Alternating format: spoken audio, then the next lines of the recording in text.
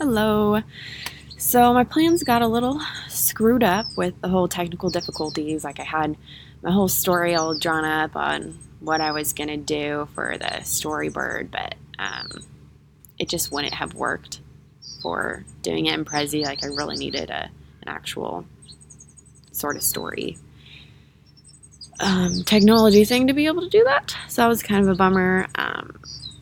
So I kind of struggled on what I was gonna be able to do with the Prezi thing, but still have the story incorporated into that. So what I came up with was telling you about what the basics of the story was going to be in topic 1, and then in topic 2, 3, and 4, I went into the 3 different topics that we read about and watched, and how they relate back to that story. And so hopefully that works for this assignment, because that's what I did. Let's get started here. So you'll see why I chose the world map for my background in just a minute. So I'll just read you the teacher instructions. So your end of the year project is going to be about the unclean drinking water in Uganda and what we can do to help them. And going on, you will work in groups to figure out ways that we can solve this real world problem, and we will have debates in class about it. And then lastly, for the instructions, you will also have to go into the field by working at centers that regularly help countries with poor water conditions.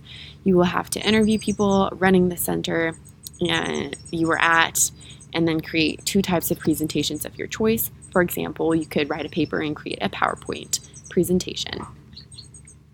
Okay, so what I was going to do was obviously go through that and then go through the actual process of the students doing the project. But again, that just wouldn't have worked. So I'll just go straight into our 3 different topics and how they were intertwined in that project that they were going to do. So topic number 1 is constructivism, and this is teaching through meaningful techniques that help students engage with their learning. And this is through, thinking critically about real-world problems, through working and discussing with peers. So that's kind of the basis for all 3 of these, like really just engaging the students in their learning, as you will see as we go through the other 2 topics. It's a real-world problem. The drinking water being unclean, they're being actively engaged in the problem-solving process by, going to the actual center and trying to work through ways and figure out ways that we can help them and just, make the world a better place. And, they are debating in class, and they're collaborating with their peers. They're talking and communicating with their peers about things and just bouncing ideas off of each other. It's meaningful context because it relates back to the students, because although it doesn't directly affect them, it should affect them in giving them more empathy for others around the world. Like, not everybody, has clean drinking water, and just making them aware of that if they weren't already.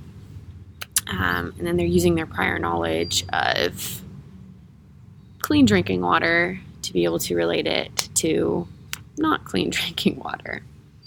And then, so our next one is transfer of learning. So transfer of learning from one area to the next. And they are applying what they already know about polluted drinking water, and how it actually impacts real people.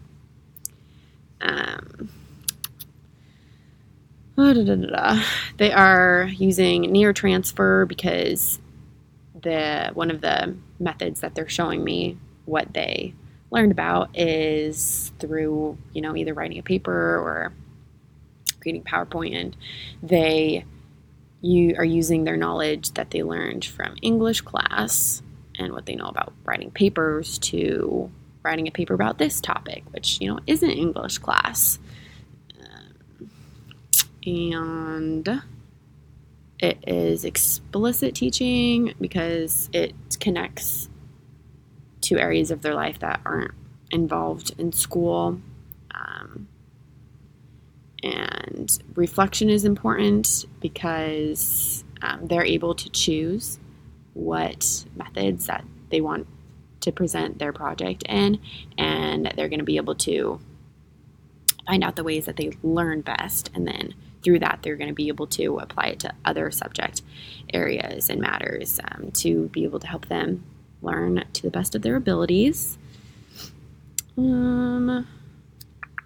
Let's see, I think that's it for that one. And then let's go to the last one, which is situated learning. So students are more likely to learn if they are active in the learning process. They're actually working in the field and critically thinking about real world problems again.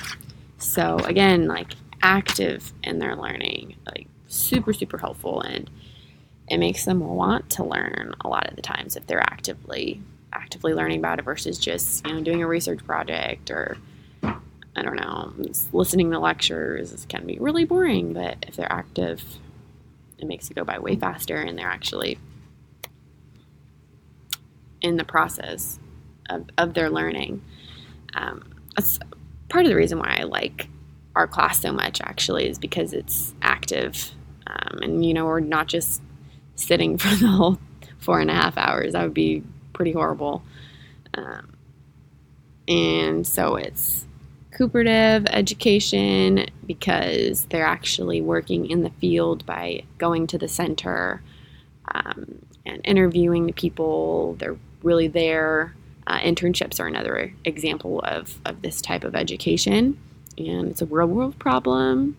Not everybody has clean drinking water, like I said. They're using that critical thinking